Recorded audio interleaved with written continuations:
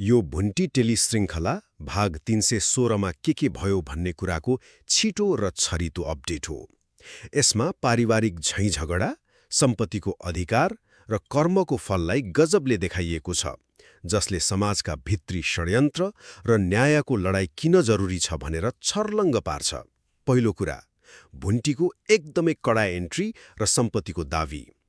उनी आफ्ना धोकेबाज श्रीमान भूपेन्द्रको घर फर्किन्छन्, तर नि पहिला जस्तो रुने कराउने गर्दिनन् नि, फिटिकै गर्दिनन्।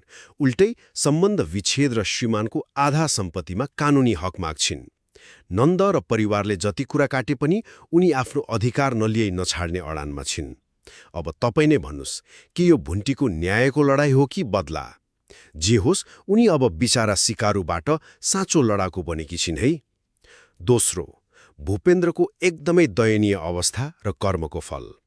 एकातिर भुन्टी यति बलियो भएर आएकी छिन्, अर्कोतिर भूपेन्द्र ओछ्यानमै थला परेका छन् र दिसापिसाब आफै गर्न नसक्ने हालतमा छन्।